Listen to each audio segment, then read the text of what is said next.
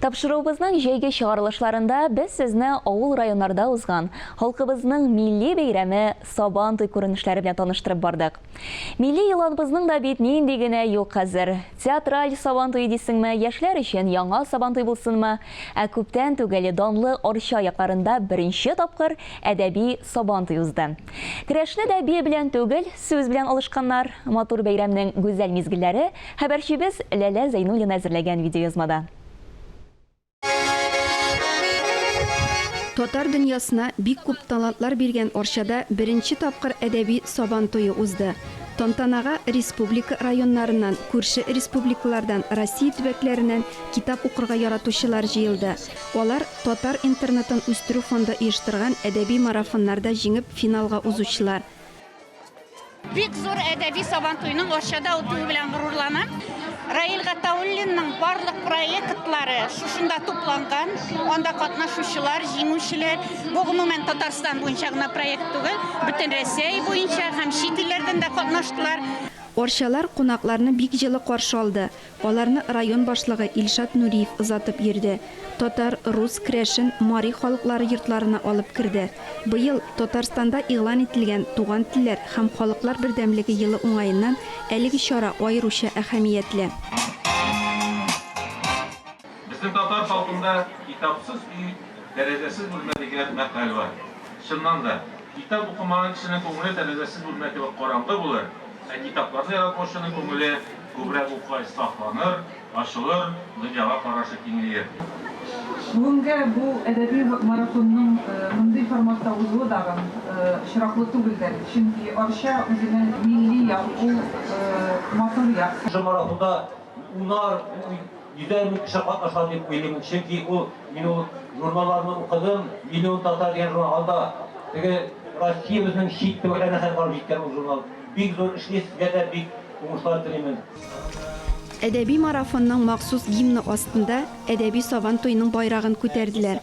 Аннары әдәби марафон һәм авылым гүзәллеге бәйгеләрендә җиңүчеләр бүләкләнде. 1000 ел элек Сабан туйлары булган, Сабан туйларда шигъри ярышларда, бәйгеләрдә булгандыр дип ышанасы килә. Сабан туй шуның белән дә аерыла, ул үзенең эчтәлегенә кайта.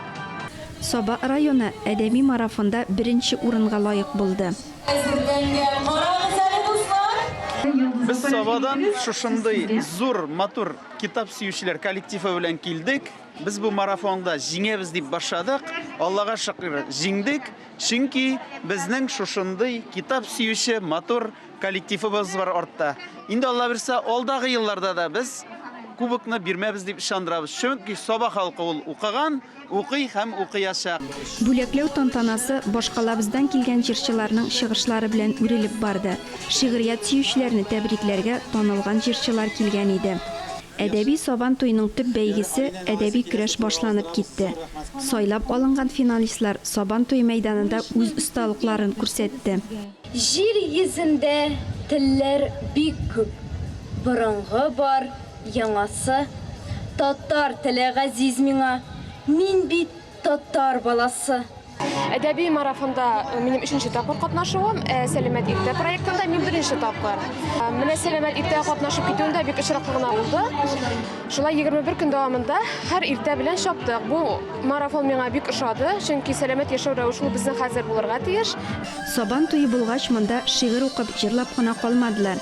Мәйданның төрле почмакларында бәйгеләр узды. Бер якта балалар капчык киеп сикерсә, икенче якта чаңгыда ярышты.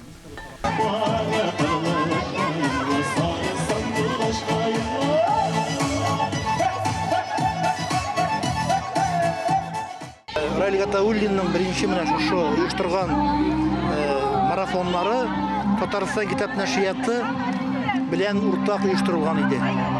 Әле дә без катнашабыз, редакторлар да, җитәкчелек тә катнашабыз. Чөнки китап турында бу чарада әлбәттә Татарстан китап нәшрияты катнашырга тиеш.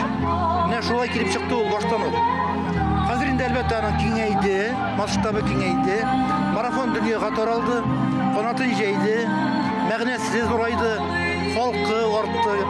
Арчада узган әдәби Сабан туйында Әлмәт шәһәреннән Сиринә Мифтахова беренче урынны яулады. Бүгенге бәйрәм тамамланса да, туган телебезне саклауда, аны камилләштерүдә, рухыбызны ныгытып, сәламәт яшәү рәвешен киң җәмәгатьчелеккә танытуда зур өлеш кертүче чаралар дәвам итә.